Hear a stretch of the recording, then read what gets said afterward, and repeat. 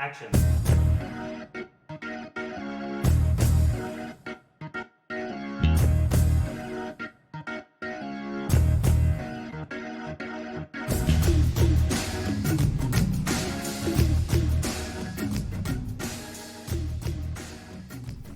Welcome to Off Camera, the UC Film Society radio show all about movies. I'm Ollie. I'm Jake. And I'm Cam. And we'll be your directors for this episode.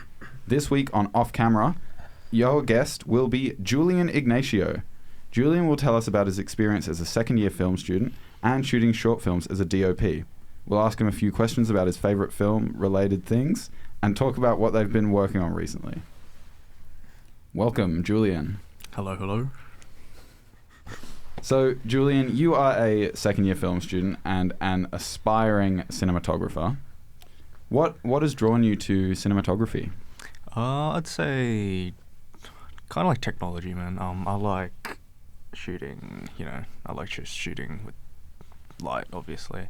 I think cinematography is a medium where, you have to master light. It's like painting with technology. I like just making dramatic images. I love making contrasty images, and yeah. So you'd say your favourite part of cinematography could even be the lighting? Yes, yeah. But you didn't want to be lighting, you wanted to be a DOP? A DOP. I'd say, yeah, because DOP, lighting is, you obviously want to make, like, the image cinematic, right? But with DOP, it's like you have to think of all these things, micromanaging your departments, working with the director. I feel like if I just did just lighting, I'd just be under the DOP, but I want to make, like, an image that's, that's remembered. I don't think anybody wakes up and goes, I want to be the best boy grip. Yeah, to no. be fair. Yeah, but you can be the head of the lighting department, and Exactly. there's someone, Ashley Parker, who went to UC. She specialises in lighting, and she worked on Shang-Chi, and she worked on Thor: Love and Thunder when they were filming here in Australia. So, lighting's a pretty good pathway, but that's cool, being a DOP, especially with that specific interest in lighting. I know lots of DOPs are more about just the picture, and so the lighting's just one of the parts that they use. Yeah. So it's cool to hear that you're really interested in the lighting specifically. What is it that you love to do when filmmaking? Filmmaking? I'll say experiment. I love experimenting with different color temperatures. I particularly like using warmer tones compared to cooler tones. I like obviously playing with contrast, adding a lot of negative fill in, and particularly in the post-production process, like with color grading, I like experimenting with, how I can make this film less of a flat image, but also something that's appealing cinematically. Yeah. Awesome. So you've recently been working on a couple of films for uni and outside of uni. Can you tell us a bit about those? Outside uni is a bit more freelance stuff. I haven't had any projects in over 2 months, but in uni, we did a creative collaboration piece, Prima. I was the DOP for that. Prima is essentially about a ballet dancer in a toxic environment. It talks about body dysmorphia, depression, but also how doing a sport you love kind of restrains your relationships based on how your tutor is. Prima is very heavy on the dialogue, and we have a really good actor for it who is not with us at the moment, but he's very intimidating. So yeah, Prima was also mainly shot with a warmer color tone. I tried to experiment with cooler tones, but me and the director wanted something that was very, very warm. Initially it was meant to be cool and warm. We shot in like a black box theater, and to experiment with cooler color tones in a black box theater, it felt very unrealistic and unnatural. But So you're going for more of like a realism feel instead of more... a little, yeah, pretty much, yeah. Yeah, okay. Very cool. Okay, we have a few questions for you, Jullian. We're going to start out with, what is your favourite movie? Our favorite movie is 3 Billboards Outside Ebbing, Missouri. I forgot who the actor was, but what's her name? Let me check. The actor is Frances McDormand, and actor as well, Sam Rockwell, Woody Harrelson. It's a very powerful story. It's a very violent story, but it's also one that has a little bit of comedy in it, which is kind of funny. But it's also, very kind of subjective on how you see the perspective of the main character, Mildred. I like the realism in that. Again, cinematography enhances it really well, and I just like the shot choices they made. The director, Martin McDonagh, he's very absurdist with his work. His last movie was The Banshees of Inisherin, came in last year, and that one was a bit wilder than this, but I just like Three Billboards because it's realism. Awesome. And so you've just mentioned Martin McDonagh, but who is your favourite director? Director? Ooh. It's a hard one. For the entertainment-wise, I'd say Spielberg. Amazing choice. But there's just so many good directors. But I'd say, probably Spielberg. Nice, very nice. Can't go wrong with a classic fun adventure, and he's got a lot of those. And do you have a favourite actor? Actor at the moment? I'd say Oscar Isaac. Mm-hmm. He's very multifaceted with what he does. I enjoyed his work. I've been following him for a while. Second favorite movie actually is Inside Llewyn Davis. I just like how he plays a character that's somewhat depressing, but again adds a sense of passion into it. He's just very, very multifaceted. That's what I like about his acting style. Yeah, and he's in everything now, which is awesome because I hadn't heard of him until, I think he was in The Force Awakens, and then since then he's been in just about every movie ever. Have you guys seen awesome. Ex Machina? Yeah. No. It's an amazing Oscar Isaac film, very much about AI, and the creator was so inspired by it, and it does what the creator's trying to do so much better, I think. But Ex Machina is an amazing movie. I highly recommend that. We'll have to check it out. Okay, final question. What have you been watching recently? Oh man, uni work's kind of piled in, but the last thing I'd say I'd watched, I think it was Jojo Rabbit. Good choice. I was just watching a lot of Taika Waititi films. Again, to me, he's a big inspiration because of his comedic tone.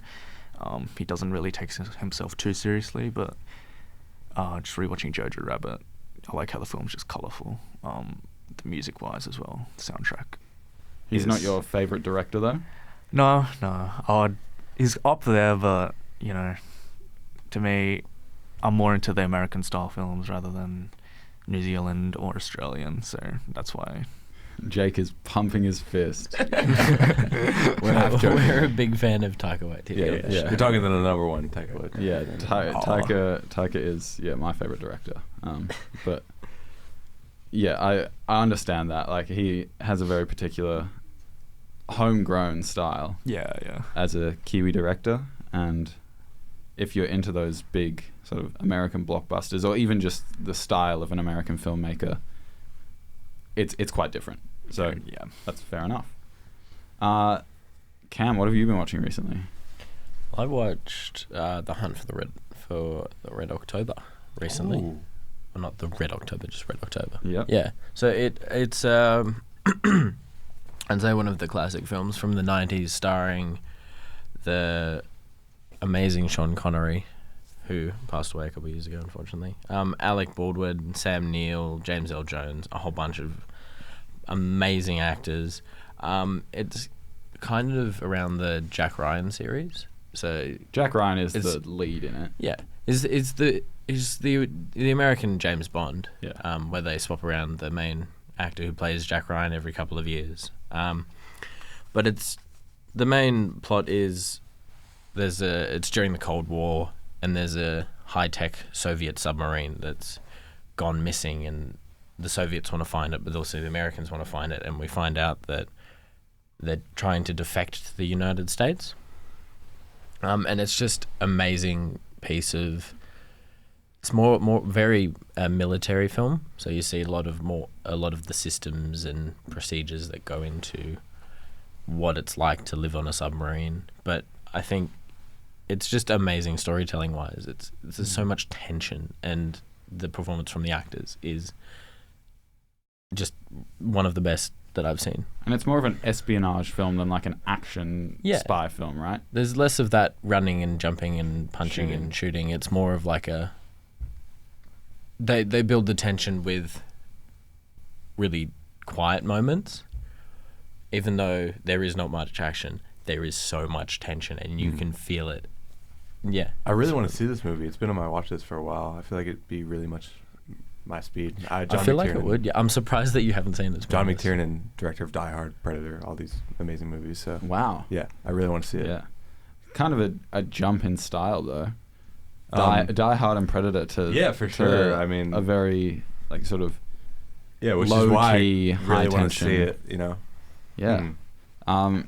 I first sort of not heard about it, but really looked into watching it when I watched Jack Ryan on Prime, which is a great TV show. I still haven't seen it, but I do like that Jack Ryan character, how he's more of an analyst than like an action spy. And so, yeah, they really get that espionage and that behind the scenes, low key spy making rather than bam, bam, bam, bam, bam. Yeah, it's less of the glamorous sports cars, hot women, fancy hotels, and more of that sitting down and actually looking at the process of gathering information for a government through like the CIA, which is really cool. Yeah. Jake, what have you been watching? So yesterday for reading movies, we watched 2019 Little Women, Greta Gerwig. Amazing adaptation. I love Greta Gerwig and her work so much. This might be her best screenplay. I don't know if it's her best movie overall, but from a writing standpoint and the way she adapts the novel, I've never even read the novel, but like from what I've heard, like, and just like the way this film blends timelines and goes back and forth is just amazing stuff. And the cast is so good. I just highly recommend this film. There's so much emotion and like heart in her work. You see it in Lady Bird and even Barbie, but this one is just like, I don't know, something so heartfelt and powerful about it. And especially with the way it's shot and the way like it brings you into this environments of, autumn and winter and takes you throughout the seasons, but those two seasons in particular play a big role in the film. And I think that's really powerful how those seasons can play a part in the storytelling. And everything plays a part in the storytelling in that film. And the way it's done is just really smart. So, yeah. Awesome. And I've been watching... I watched The Continental. I watched just a little bit of it.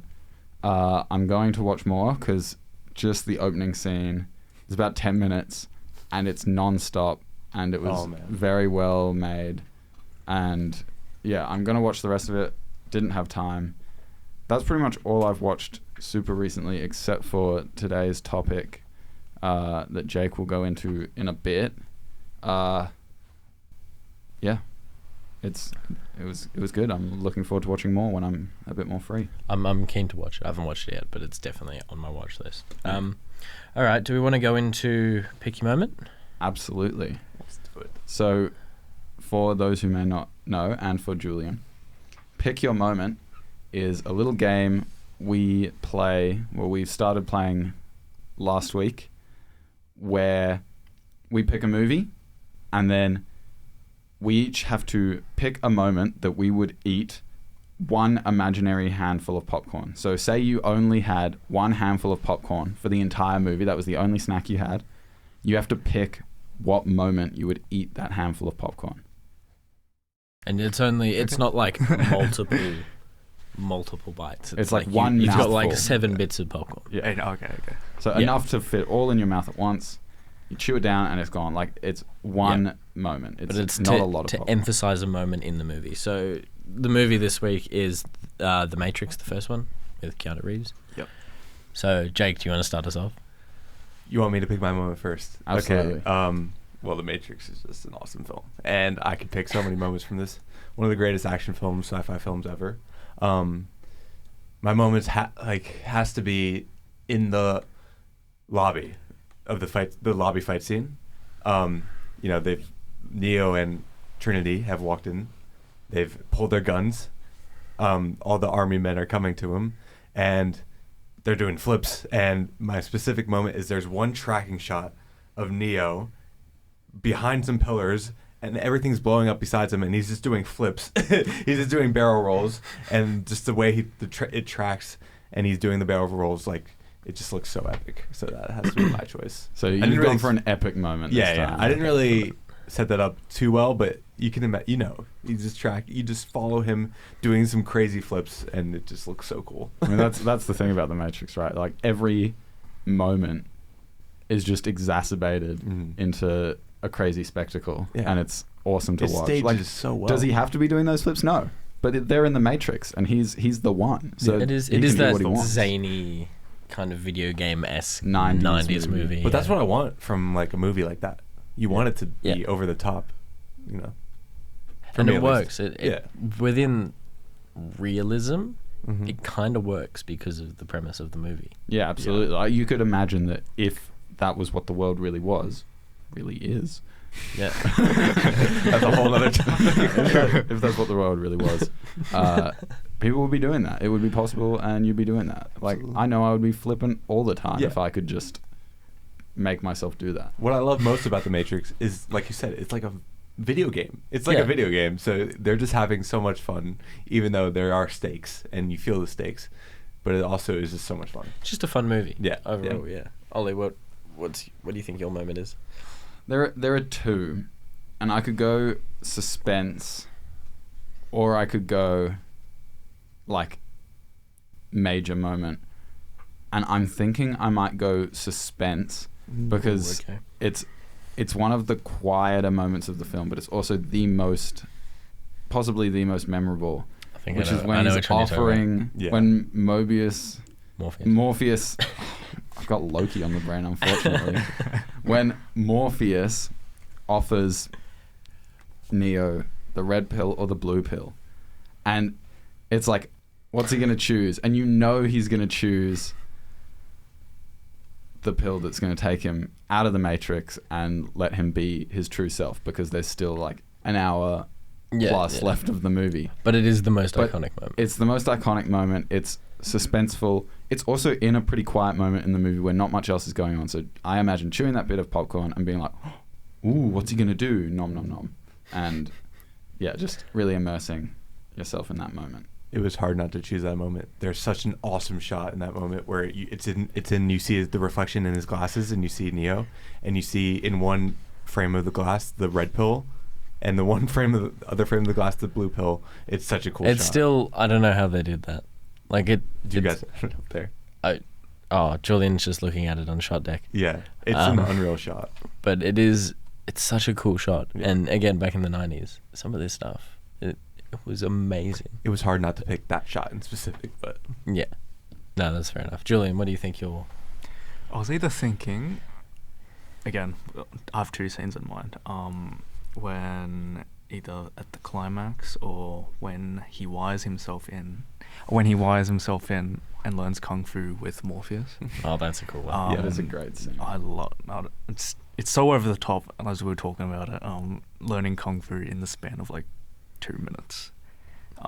The fight scene is over the top, but I'd say that's my favorite moment. I like how the color changes within the movie. So you're eating it as the scene starts? Yes, as the scene starts. It also shows why Morpheus is like the Dumbledore, Gandalf, like wise older figure who knows what they're doing, is the mentor. It shows why he is there, even though Neo is more like born talented than him. He is more dedicated and has more practice and experience, and so you see that true mastery of the Matrix in him, which is really cool. Is I know Kung Fu the best one-liner ever? Yes. Perhaps. Perhaps. I know Kung Fu. It's perhaps. That's all I'll say. That was such a great Keanu impression. Yeah, that was good. Really? Damn. No. Untapped niche. I'm gonna start doing Keanu impressions and go and charging $20 for a photo. Nice. No. Oh well, I guess I'll go with my moment then. So there's two that I'm thinking of. They're at opposite ends of the film. The first one, well, they're kind of like yours, Ollie, where it's either a moment of low energy but still suspense, or a moment of high energy. And I think the high energy is when he's dodging the bullets, like in slow-mo. That was my Going other moment. backwards. I I was gonna didn't say, end how up did we not talk about saying that it. Yeah. I didn't end up saying it, but that was my other moment. Yeah, I think that moment is like, wow, he is the one. And it's equally as iconic as that pill moment. It's Yeah. like, Yeah. Those if two you, moments, if I you think of The Matrix, you think, whoa, he's doing The Matrix. Like, that's what Yeah. people say Yeah. if they're pretending to dodge bullets as a kid. You're like, whoa, I'm in The Matrix. I'm doing The Matrix. I'm dodging bullets. Like, that is possibly more iconic, or at least as iconic as Yeah. the pills. Yeah, that's definitely one of them. But I think the one I'm gonna have to go with is the first one. Is the Neo's lying at his desk, and then we just hear the bleeps of the computer, and it's "Wake up, Neo," and that's when I'm It's hunkering the down on start that of the popcorn. movie. That's a great Yeah. choice, though. It That's like is a such great a like choice. That's awesome like, moment. You're Oh like, my gosh, where is this going? it's a great hook. Yeah. Yeah. Yeah, There's nothing like a hook. Where it's like, when I'm writing, I try and make my opening line as powerful as possible. And that's not the same in screenwriting, because your opening line, the way it's worded Is doesn't matter. Fade in. Yeah, the way it's worded doesn't matter. You gotta make that powerful, It's- man. You gotta write your opening paragraph to be your first shot Yeah. or first scene to be that powerful. And so it's both easier in a way because you have a little bit more time than just like one sentence, but it's also harder because you have to try and make more words and more time be as punchy as just one line. Yeah, and it needs to be powerful enough to just hook your audience in and get them to go, this is something I want to watch, instead of turning away. Yeah. Even though if you're at the movies, you paid $20 for a ticket, you don't want to sit there and go, oh well, this is going to be a boring film. You want to be enthralled, and you want to be like, oh, what's going to happen next? Yeah. Yeah, Totally. it's definitely the wake up Neo. It's the Yeah. cool- Oh, man. that's so cool. That's such a great moment. Can you imagine, like, even, especially now, that would be insane to be, like, asleep at your desk and waking up to see, wake up your name, or your online name even. Yeah. Because Neo Yeah. is his hacker is. name. I don't know. I don't think I want my online name to show up on my computer. Fair enough. Yeah. But back then, before there were all these online profiles, that would have been terrifying because Yeah. it's the unknown. Whereas now it would be like, There's a I've hacker been better hacked. than you. yeah. Yeah. Now it would be like, I've either been hacked or I've opened some program that I forgot about. It's like, oh, Facebook sold my information again. Yeah, again. So, and using that segue, let's Let's go. Jake, We're gonna talk about let's Facebook. deep dive Jake's into deep Facebook with dive. the Should we social drop network. the Facebook? Should we drop the Facebook? Should we drop the just the Facebook? It's cleaner. It is cleaner. Yeah. I was. That was Is his that- biggest contribution. Is that moment true? Like, did he actually? So. Because I didn't research the story behind it that much. I only looked into any details after the fact, and I didn't really look into that much. So Mark Zuckerberg. So we're talking about The Social Network, 2010, David Fincher, written by Aaron Sorkin, about the creation of Facebook, starring Jesse Eisenberg, Andrew Garfield, Justin Timberlake, and Armie Hammer in a double role. Mark Zuckerberg does not think a lot of this is true. Apparently, it's based off a book, right, written about this whole incident. And Mark Zuckerberg says that a lot of it isn't true, but they nailed how he looks. But I don't know how true that is. There's a lot of rebuttal about what's true and what isn't. Yeah, Mark Zuckerberg has officially denounced his portrayal in this film. Right.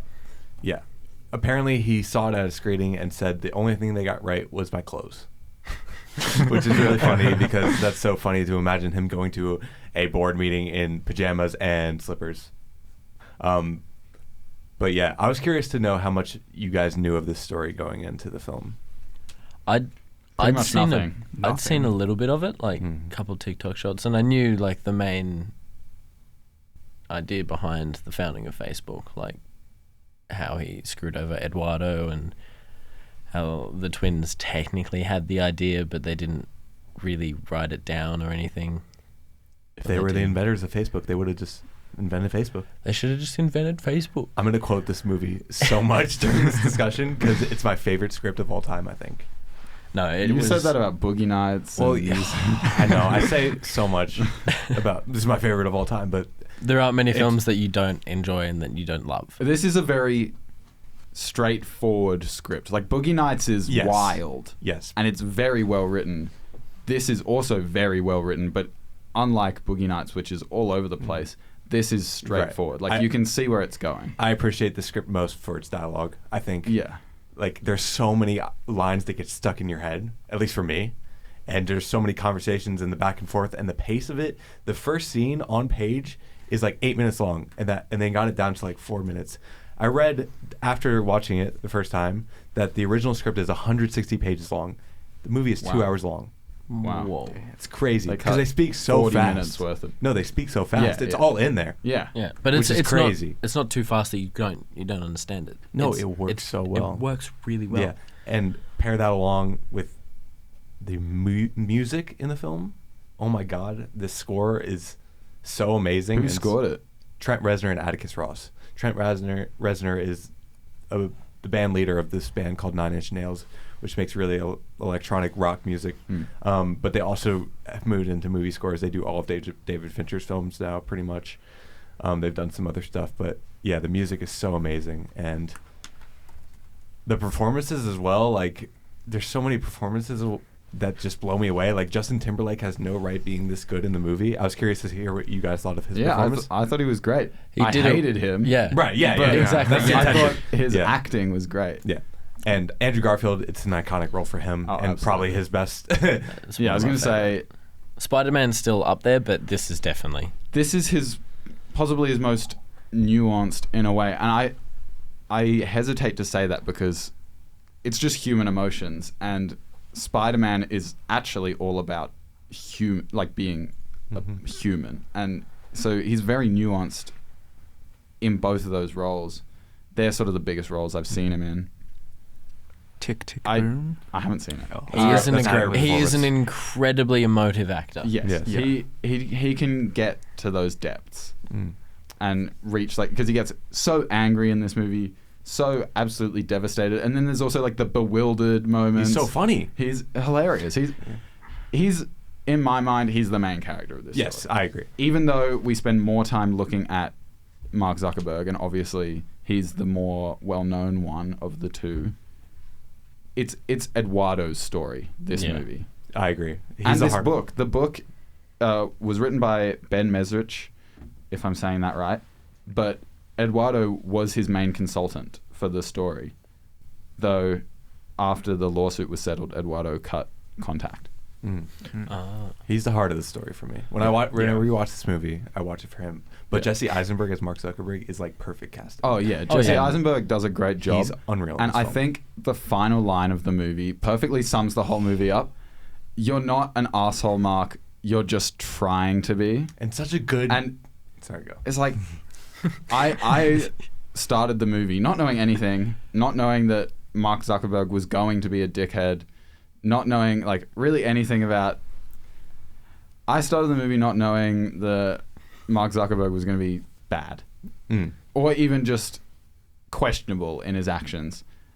And then straight off the bat, the first scene, he's being terrible to his girlfriend, essentially. And you can argue that maybe he doesn't know what he's doing, but then he immediately goes and creates face mash, and yeah, he does know what he's doing. And then throughout the whole thing, it's this almost plausible deniability where he's just like, I'm smarter than you, I can do what I want. And so yeah, I went into it expecting to be the Mark Zuckerberg show, where I was like, oh yeah, go Mark Zuckerberg. But it was just like, he was trying so hard, like that line says, to be an asshole. And so See, he I wasn't the I likable thought the one. opposite of that. I thought it was because I knew he's very robotic and he's very cold and calculating, as happy as and as personable as he may seem in all of his like promotional material. But I knew he was a massive scumbag. But I didn't know to what extent. And really, at the end of the film, that's where that perception of him for me just kind of went, oh, so he's he's been influenced enough to go, if he is not acting like a scumbag, he doesn't feel like he's going to get anywhere. So he does that to feel big, and especially in that first opening sequence, which is amazing. It's my favorite scene. And it just shows you Great scene. making a website in one night, like, that's crazy. Yeah. And then it was 200,000 hits or something. 20,000. 22,000. 22,000. 22,000 Great moment hits when Yeah. in 22,000. in 36 hours, I think it was. Yeah. And yeah, it just shows that he is. He wants to be a good guy, but he also doesn't like being belittled. Mm. And if he does get belittled, He will strike back. he will strike back. Yeah, exactly. And yeah, so you say you knew he was a scumbag. In real life, yeah, I knew that, but I thought in the movie we were going to see him, like, it was going to be. I didn't know what Mark Zuckerberg real life's involvement with the movie was, so I thought we were going to see, like I said, the Mark Zuckerberg show, and that it was going to be yay, go him. No, And so I when don't it think he wasn't had- that, I was like, okay, cool. We get to see what the situation is. And like you say, it being, he thinks he has to behave in this way, otherwise he'll get like knocked off his pedestal, and he wants to stay on that pedestal. And so, I mean, you see with the business cards and with the petty actions he takes against everyone, it's just doing whatever he can to stay on top. Yeah, and I think that thus losing his humanity in a way. there's that one moment of when Eduardo is accused of animal abuse, and as serious as it looked in the movie, oh my god, No, it was that so moment's funny. Hilarious. That was so funny with the feeding a chicken, which is, yeah, if you chuck bits of chicken into a chicken coop, they're gonna eat it. They don't care. Yeah, They're gonna eat really, it as long as they get fed. nobody cares about that. No, nobody cares. But Zuckerberg made it such a big thing Of course because, he did. Yeah. well, we don't really know, but it felt like such a big thing that Zuckerberg did deliberately, and it felt like he was this big mastermind behind kicking Eduardo out of Facebook. But we don't find out who actually leaked that article, do we? Yeah. No, in the it's boardroom implied. meeting, they It's implied his that it lawyers was. digged it up, and apparently Mark told them not to include that. Okay, so But was like it's the- then implied later on that yes, he did do it. okay, In the final scene with Sean Parker, No, in the final boardroom scene. with Sean Parker and Eduardo. no, Oh, no, yeah, Sean sorry. Parker wasn't in any of the. Sorry, not boardroom. I meant Boardrooms. when Mark. Oh, yeah. Yeah, no, But- in the very. I That's think all it's you needed in- to say. Yeah, I know. That's I all you think needed it's to in the say. very final scene, in the, like after Oh, the yes, lawsuit, yes. after the discussions, when he's talking with the lawyer,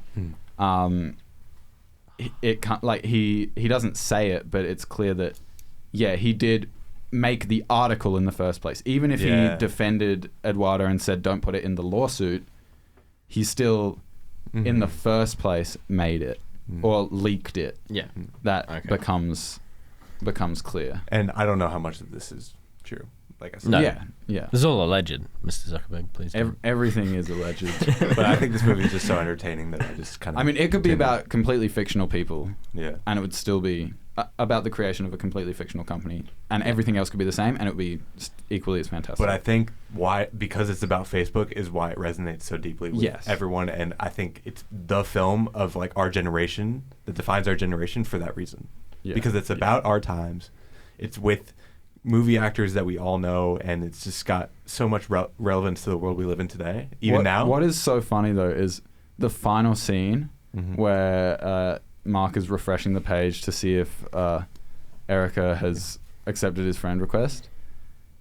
This movie came out in 2010, and Facebook still looks like it did when it first came out Yeah, Yeah, I it know. has, 2004. hasn't really changed. yeah, and it's Whereas obviously now big it looks completely different, and so I saw that and I was just sort of chuckling to myself. I was like, "Wow, back in the good old days." Can I talk about my top 3 moments from the film? Absolutely. Oh, please. So, I think the first one was when they've just they just put relationship status into the final build of Facebook, and it was this tiny little moment that I don't think you could have picked unless you were like really looking for it, but where Eduardo gets 2 beers out of the fridge for both of them, opens one, and then goes to give Mark the other beer, and Mark pulls another beer out of the fridge for himself and takes the bottle opener instead. And it was just that tiny little moment that shows, okay, he's not... It looks like this is where he's starting to deliberately screw over Eduardo. It's an amazing moment. It's such an amazing moment. It's also even just the nuance of like, he's obviously been thinking, what does Facebook need to go live? And when they first talk about it, he's like, it's not a dating site. No. The whole point is it's not a dating site. It's just a socializing site. That's when they talk outside the Mediterranean night, the Caribbean night. But then... That was a good scene. It was a really fun scene. But then the final piece is that. And they talk about it being about getting laid and putting in the relationship status. And so Mark's almost contradicting himself in that way. Yeah. And so that it's a little bit nuanced that he's been looking for this final thing. And it's, the relationship status. Finally thought, why is genius? Because that was the whole reason that they were doing this, to get girls. That's why that's kind of why Eduardo was doing it. Oh, yeah, kind of. Because that seems like his main motivation. But Mark wanted to own a final club. Yeah, he wanted to do that. And he says in the boardroom that he could buy the whole street. Yeah. They're on. Turn the bicycle room into his games room, I think he says. Yeah. So it's my pool room. Oh, yeah. My second ping pong room, he says. Yeah. Ping pong room. My second moment was the attention monologue, the short little monologue he gives during that scene. It was just so iconic.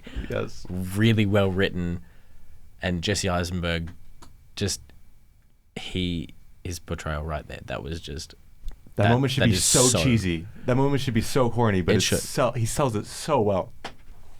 Yeah. So like it really is such a amazing scene. He's like, "Do I have your full attention?" And they draw it out. I thought he was just going to say no while looking out the window, but he turns around and he has, like you say, that little monologue. Yeah, he just snaps at him, and then it's so cold and calculated that it was just perfect. Yeah, it was perfect. It shows why being personable is such a big thing, and why even if you're, and I don't say this lightly, quote unquote better than other people, you should still be nice to them. Yeah. Because there's no benefit or negative to you necessarily, but there's huge impacts on other people. Yeah. Yeah.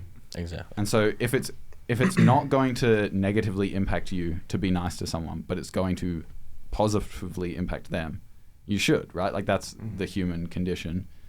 And this film just portrays that so nicely. It's perfect. Yeah. What's your third moment, Cam? Oh, my final moment is it was a little thing, but it's the rowing race with just the look of it, the cool tilt shift. Yeah, they changed lens the whole that they look. It just looked visual style. It looks so good. And that's David Fincher just going crazy. For a second, I thought like whole setups of that were miniatures because they were shot from so far away, and there's big vignetting in terms of focus. Like there's just a little circle in the middle that's in focus, and it looked like things were miniatures because there was this weird level of detail where some parts were really detailed and some parts were not very detailed. And then it's also just shot from so far away, especially with the boats and stuff. They just look tiny. So that effect's called using a tilt shift lens, which where it shifts the front of the lens across the sensor. Right. So it makes all the outside really blurry. And there's a lot of stuff on TikTok at the moment about it, where if you shoot it really wide using a tilt shift lens, it looks like miniatures. Yeah. And when you film people and time lapse it, it literally just looks like an animation. It's really cool. Wow. It's a really cool effect. That's awesome. What was your favorite moment, Jullian? Damn. Visually, probably the start scene. Yeah. A very high contrast ratio, and especially it's like David Fincher's dialogue is very. Aaron Sorkin.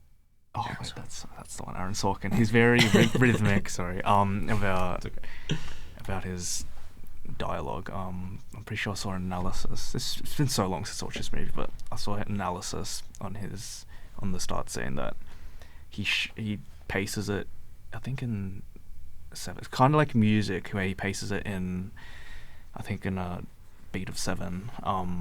But like the start scene just makes me feel so awkward for Mark Zuckerberg that instantly like I understand that he's a scumbag, but he's this weird scumbag in a sense. I just love the visuals for it as well. It's just so high in contrast, and just the color just puts me in. So It's a crazy scene. They're talking over each other. They're having like 7 different conversations, and it's obviously referenced in the dialogue too. He's like, you're speaking in code. It's an amazing scene. But you can still tell that Zuckerberg's mind is keeping up with everything. And you're keeping up with everything Yeah, as the audience. It's crazy. Yeah, you guys loved it. Yeah, I really enjoyed it. And I said this to Cam before you arrived, but I think I'm going to have to change my rating of Taxi Driver down, because I want to give this 4 stars, both because it was really good and I really enjoyed it. I'm only not giving it 5. I feel like I do that kind of on principle, but fair. Also because it's not my style of movie, so I still really loved it. It's not my style of movie. I'm more into that sort of whimsical. I mean, my favorite movie is How to Train Your Dragon. But that being said, I still really enjoyed it. And when it finished, I accidentally pressed like a button on the remote, which brought up the timeline and showed how long was left. And I was like, oh my goodness, because it was the final scene. Yeah. And I didn't realize it was the final scene. I was like, it could end here. In my brain, I thought it might be the final scene, but I didn't know that, and I thought there might be more. And so when I saw that, I was like, whoa, it's the end already? I literally said that out loud, even though I was on my own. It moves so quickly. Yeah. And so, yeah, I just really enjoyed it, and it was really well made. Really well written as well, as a aspiring screenwriter and writer in general. That it's very well written, and in a way, it makes me worried. Because like, how could I ever make something like that? But it's just practice, and it's just... Yeah. Aaron Sorkin is a great writer. So One of the best. Well, what would you rate it? So 4? I would give it 4 stars, and so Taxi Driver is going to be 3.5. 3.5 is what I was going to say. Yeah. I'm going to give it 4.5. Oh, nice. I think it's mostly because of that ending. I also went, oh, is that it? Like, it's done already? Because I thought there was going to be so much more, but I was kind of wishing for a little bit more at the end. That's about it. But 4.5. I don't give many 5 stars, except to my own films. No. You very specifically don't. No, I can't. No. But there are only very few films that I've given 5 stars to. But those are ones that have really hit home. And this one, 4.5 for me. Jullian, what did... 4.5. 4.5? Same reasons as you. The ending, just I don't know. I was expecting more personally, but other than that, just I love the dialogue. I love the look. I love David Fincher. So 4.5. Yeah, I love Fincher too. And Jake, you've just flashed up at us with your hands what rating you're going to give. Before well, actually no. Tell the audience. If you couldn't guess from his 3 reviews, they're all... I've got like 5 reviews. You've got 5 reviews? They're all 5 stars. Yeah, so Jake, you're going to give it... Another film I could give, if I could give 6 stars, I would. Okay. Amazing. So I have to ask, you're going to give this 5 stars, but if you could, you'd give it 6. Every movie we're going to review, is it going to be 5 stars for you? No. Maybe we should pick a couple films for Jake that he hasn't seen. I want to pick... I'd be down for that. I either want us to pick one for you. Not next, we've still got a couple lined up, like we said last week. But I want you to pick something you hate. Okay. That'll happen eventually. Yeah. There's just like a lot of classics that I want to talk about with you guys, and I feel like you guys should see, and like I obviously love a lot of those. I'm also like really easy to please. Like that sounds bad, but like I love a lot of stuff. As film students, we should definitely be watching more movies. Oh yeah, absolutely. And I give 5. I feel bad for that 5 every stars time. easier than some people. I do admit that. But that's the thing, right? Like I could have given this 5 stars, but I just have to temper my expectations. Nobody gets 100% in my class. But Social Network is... if I was a teacher, people would be getting 100%, but it's different. But Social Network is one like it's in my 5 favorite films. Like that one means a lot to me. Crazy. Do you want to... Yeah. That was Jake's deep dive into The Social Network. Next, let's go quick pitch. Yeah, and so I'm gonna step out of this one for picking a role. I'm gonna let you three pick a director, actor, and genre, And then you have to write it for us. and then I'll still help come up with it, but I'll let you guys do the picking. Okay. Julian, do you want to start with A director? let's get genre. Genre. Spaghetti Western. Spaghetti We Western. haven't done one of those yet. We've done done a Western, Western. but we haven't done Westerns. spaghetti No. Western. Cool. Jake, do you want to go with an actor?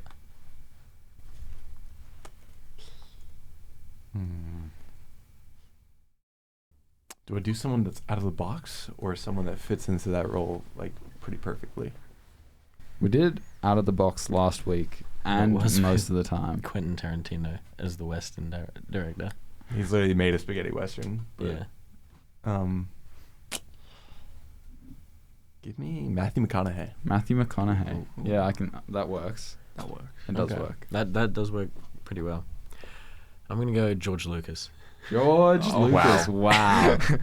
Who doesn't direct anything I anymore? did the thing that I said I wouldn't do. Which is? Bring Bring up it back to Star Star Wars. Well, No. that's okay. That's okay. So He's got other films. That's true, that's true, George he's done. Lucas Indiana Jones.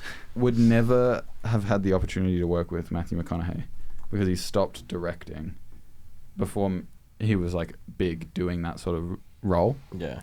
So that's going to be interesting to play with. I think what we need to focus on with George is the hero's journey. Yes. I mean, Yeah. there's he's very good at. nothing that encapsulates George Lucas more than the hero's journey. He wasn't the one who created it, obviously, but I don't think anything influenced his writing, like his character arcs and stuff, more than the hero's journey did. Like, yeah. it, He did. anytime- Star Wars and Indiana Jones are like the perfect examples. of it. anytime someone like a teacher brings up the hero's journey, they bring up Star Wars. Yeah. 1977, like A New Hope. Yeah. I don't think there's a better example unless someone very specifically like writes the hero's journey as a movie. But that's what Star Wars is. So Mhm. I could see Lucas doing a spaghetti western. yeah, same. Like Star I mean, Wars. Star Wars kind- is yeah A right. western. It's inspired by both Yeah. samurai films and westerns. Yeah. sure. It's Well, kind in of the that same way. It's a space opera. Yeah, it's a space opera, but western films are inspired by samurai films, and Yeah. Star Wars is inspired by samurai films. So it's also got that connection. And we've now seen, since George Lucas departed Star Wars, more Western, like, Man. as in the genre, Yeah. influences on Star Wars. Mm. Like you say, The Mandalorian, The Book of Boba Fett, even some elements of Andor, or just like, even just tiny little elements, like in The Bad Batch, there's a scene which is literally like a gun battle Yeah. And between two it gunslingers. can be boiled down to the whole. Even in every single lightsaber fight that you see, it's the people standing at opposite ends of the room, hands on their weapon, and then somebody strikes first, and that tiny little bit right there, that's so Western, and Okay, you can so- see that influence everywhere. Absolutely. So we know George could do a Western. Yeah, I'm expecting terrible dialogue though. What? Just cheesy dialogue? Yeah, You just cheesy dialogue. But That'll work. do we think the dialogue in A New Hope is cheesy? Not really. Like, is it perfect? No. But No. is it Attack of the Clones? No. No, That stuff not to is- that level. I don't want to talk about that. But No, yeah. usually when I think of the bad dialogue, I think of the sequels. Oh, prequels, sorry. Yeah. Yeah. Anyway, You talk about Attack that of the was- Clones as a movie I hate. No. No, No. Star Wars. No, because we're not talking about Star Wars as any of the deep dives. Because that would not be your turn to deep dive. That would be my turn. You won't like my opinions. So let's think of an opening. An opening for Matthew McConaughey in a spaghetti western directed by George Lucas. Should we make it a dialogue-less film? Silent film? Yes. Please. Let's do that. Because silent film's more. Not a silent film. Not- we need not- sorry, sound. sorry, not a sound silent film. effects. But Yeah. yeah, he doesn't talk A throughout. mute film. Yes. You film. That's what I meant. It's like Quiet So- Place. The majority of Keanu Reeves. He just says like roles. one word. He's Yeah. like, yeah, guns. Even Lots that of was like a good Keanu. He did Yeah. it better, but yeah. Yeah, okay, so is there no dialogue at all, or is there just no dialogue from his character? I think from his character, probably his best. Although I would be fine with no dialogue at all. Ooh. Me too. They all use sign language.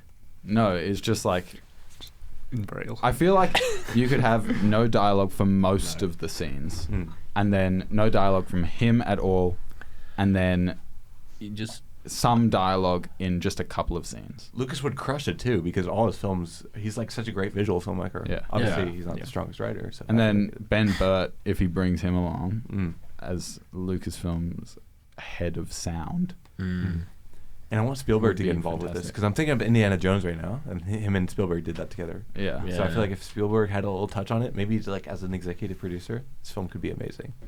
But we still don't have an opening. No, we still don't have an opening. I reckon it's tilt down to dusty open plains. Mm-hmm. And then And a then we close up see- of a boot. Yeah. Oh no, I'm just thinking like the opposite of a New Hope. Instead of the ships coming over the head, we just see a bunch of horses go underneath. Ooh, I like that. I like that. Starting down instead of Yeah. starting up. I like Yeah, that. Starting- because this is not intergalactic. tilt- This Yeah. is very Tilting down from the grounded. sky where we see the title, which we will figure out later, and tilting down We to can't do the gunslinger because we've already done it. but tilting down and we see one single horse Mm-hmm. riding off, and then there's a bunch of other horses I- with Chasing. I have an Chasing. idea. Chasing. We see one single horse with a saddle but no one on it, Ooh. and a bunch of horses with people on them. it's like in Chasing. the Raiders of the Lost Ark when you see Indiana Jones come over the hill, and then there's all the South Yeah. Americans. It's like that, except And just a then where's our horse. protagonist? I love the idea of no one being on the horse, Yeah, it's great. but then where's the protagonist? What if the right? protagonist is getting dragged? what if he's Well, right? that's what I was Yeah. thinking. Yeah. But we don't want to introduce him. Is he is he a capable character? Yes. Yes. I want him to be very talented, but very morally ambiguous. Yeah. What if he's watching from a hill? Yeah. He's got like binoculars and he's watching maybe not binoculars or something. but yeah, he's watching from a hill. Well, I'm expecting, because George Lucas is quite good at slapstick, True. True. and just those little lines in Star Wars that are really funny. So I'm honestly thinking that we see the horse go, and then we see the protagonist run, and then there's a bunch of people running after him to try Yeah, and that's get to also his good. horse, and then we start off with like some. Maybe it's not the protagonist running. Maybe the protagonist is still on a hill, but it's someone else the antagonist running. It's Maybe it's not. all a setup. It's all a setup. So the protagonist, Mr. McConaughey, is up on a hill, watching our side character Mhm. or our supporting character Maybe chase his after. partner. Yeah, his partner chase after it. So he's trying to get all these people away from a bank vault in town. No, so from a he's convoy. from a convoy. Yes. These are the guards of a convoy. So maybe there's like 7 of them. Yeah, Because so any more than that would be just way It too opens to a heist. Yeah, Yeah. that's good. Great opening. many. And then he's on the hill, and then we track with him as he turns. He's on a horse, rides down the hill, and we see the convoy. And now there's only 3 horses there or something. Yeah, there's only one guard 3 guards. and then the 2 walking. drivers or whatever. There's a couple guards walking around with guns, but nowhere as many as the people that just I ran think after. there should be 1 guard standing on the back of the wagon, Mhm. 2 drivers with however many horses, and then 1 guard on a horse. And Matthew McConaughey has a rifle, and he just pew, pew, yeah. and they fall. I was thinking like knives or something. Like, have you seen The Man from U.N.C.L.E.? Yeah. Yeah. Yeah, like that final kind of, or not final, but the climax fight scene where it's just you hear like pings and pops instead. It could definitely work. My only problem is if we have a Western where the character doesn't use a gun. He's walking into every fight disadvantaged. And I know that's sort of the idea of Like, Well, he's like smart. the He's Jedi. smart. This one, he wants to be sneaky and not heard by the other people, because if they hear a gunshot, they're coming back. True. That's all my. There'll be a So- knife fight later. So he uses sure. guns, but just not in the opening scene. Yeah, just not in the opening scene, or maybe. Because this character is sort of like the Jedi cowboy in that Mhm. he's got this moral code, and he also knows that there's always an alternative to fighting, but just for him, it's sneaky murder. I'm instead thinking that of he overt. he pulls off the majority of the heist. He's just killed 3 guys with a knife, and then he's loading the final bits of gold onto his horse, and we see this guard come out from behind a horse who was just taking a smoke break or something, and sees him and yells at him, and then turns to his people, and that's when he has to shoot him, Mhm. Yeah. Yeah. And that's when the title card and then comes up. that's where the title yes. comes up. That's a good. Yeah. That's a great. And what is the title card?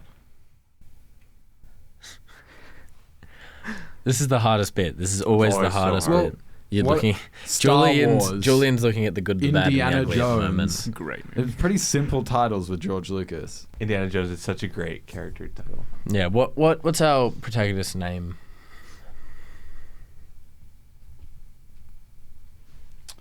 Man with no name. No. No, that's taken. man And taken no by a name. Western. What about... Oh, I hate coming up with character names. It's so bad. What if he does have a name? I know we did a title for the last guy, but because there's no dialogue, what if he has a name, but you know in Pokemon how you pick your name, but Yeah. your character never speaks? Mm-hmm. Yeah. People always just say your name to you. Yeah, I like this. What if it's like that? What if it's like he's given a name and everyone says it different? Mm-hmm. So he, like, they ask him what his name is, and he just sort of stares at them, and then What's your name, partner? And yeah, then it's just he looks at them. yeah, he just looks at them, and it's implied that he said something, but we never actually hear him say something, and then It's they're always like, on his like a close up of his eyes. yeah, Yeah. Like and the sound like muffles out or something. Have you guys seen Kill Bill? No. no. Well, when they say the character's name, they like bleep it out. Ah, So that could be something like that too. kind of like a Scott Yeah. Pilgrim Oh, at that the too. Aubrey Plaza. Yeah. Yeah. That's cool. yeah. So like, we don't need to come up with the name because it's redacted in some capacity. Yes. Then maybe that's what it's called. Redacted. Redacted Desert or something.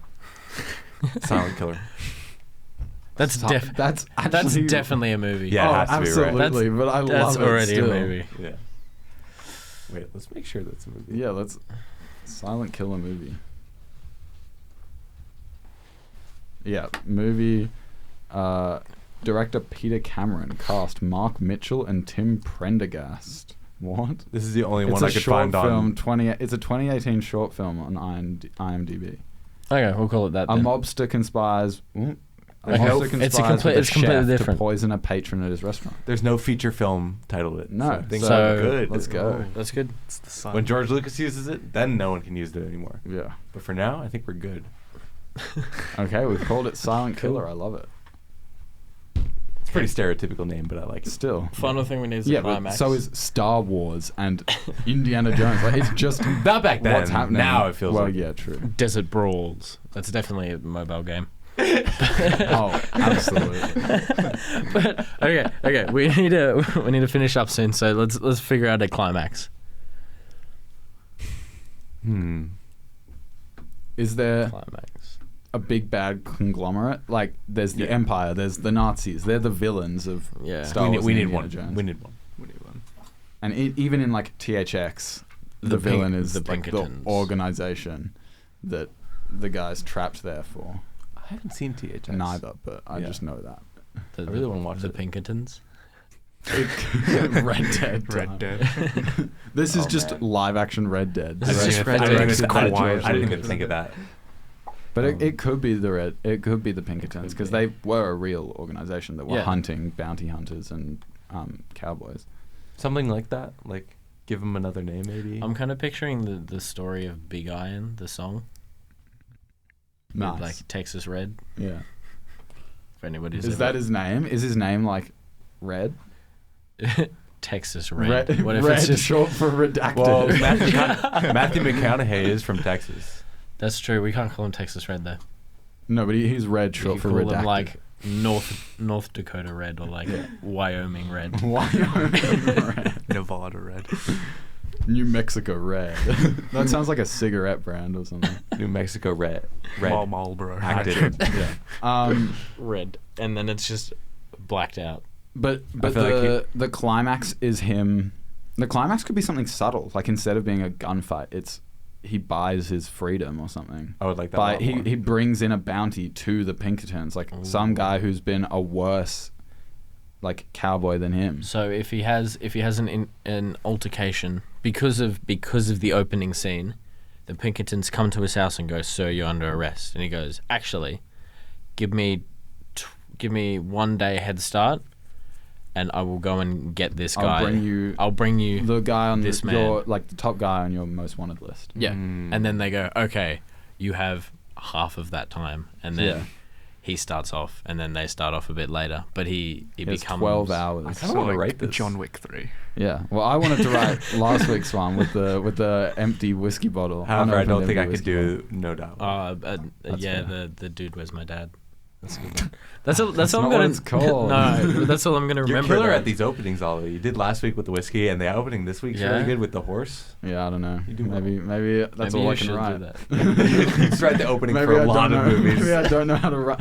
Well, I mean, last week I only did the opening, and I said, let's finish it there, because I didn't know what to do for the rest of the movie. But yeah, I reckon, he's trying to bring in this bounty. Mm-hmm. Sounds good. And he clears his name, essentially. They're like, as long as you don't do anything illegal, And then we'll he let does you go. many illegal things. and then the sequel is him destroying the evil conglomerate, which he's Destroying doing. He's the technically Pinkertons. doing illegal things, but they are evil, so it's fine. But yeah, we're not about the sequel. So he's bringing in a bounty, and he clears his name. And so the climax is him walking into like their office With well, the like Pinkertons. the sheriff's building, and it's really, really tense. But there's no actual fighting. He just has the guy. The with sheriff him. just goes, "You're late," or what if it's just before? Well, the climax is kind of like he's getting chased finally by the Pinkertons with this dude's body on the back of his horse. And he like skids to a halt outside their office, Fast and the Furious. clock ticks Yeah. to the time. So like they're chasing him because he only has 5 minutes left or Well, whatever. it's like and they're when he's John- not gonna make it. It's like when John And then he Wick does gets make to it. the Continental in John Wick 2 Yeah, Mm. and Just puts in his time. puts his hand and he Three. puts his hand on It's- it, and then he's safe now. yeah, Yeah. I like that. Cool. cool. I want to. Well, Jake wants to now I write. wanna You'll write it. So we'll Can I say include dialogue? not for Red, Not for Red? Okay, I could do that. for everyone else. Red Yeah. is definitely a movie. Red and Red 2, starring Bruce Willis. Well, it Oh, won't be we're Red. not It's calling the the Silent movie Killer. Red. It's Silent Killer. Oh, The Silent Killer The- or Silent Killer? Silent Killer Red, and then Acted. the acted is blacked out. Yeah. I Even don't though know. that makes him sound like bloody James Bond. But The name's name's Red. Red It acted. Okay. Uh, Jake's gonna go and write Silent Killer. Yeah. I'm gonna go and write last week's one. Sounds good. We're all gonna get story credits on all of them. Credits. Mm. And then Jullian can shoot yours. I'll shoot Jake's. Oh my god. Well, Nice, then we'll look at compete, us. Put it in and the box we'll put a poll up on Discord. Which movie do you like more? Yeah. I love it. Okay. All right, cool. Well, I believe that's all the time we have for today. Thank you, everyone, for joining us. Thank you for listening. Thank It you, was a fun Jullian, discussion. for- Thanks, Julian. Coming and chatting about what you do. Oh, good. Thank you for being our second guest. It's lovely to have you on. And we can't wait to see Prima when it comes out very soon. Jake, what's the next deep dive movie for Wes in a Anderson, The Royal Tenenbaums. Royal Tenenbaums? Okay. Awesome. Disney Go and Plus. watch it In a On Disney fortnight. In a fortnight. In a Go fortnight, and we'll watch come it. back and we'll watch it. Great movie. All right. Well, That's a wrap. that's a wrap.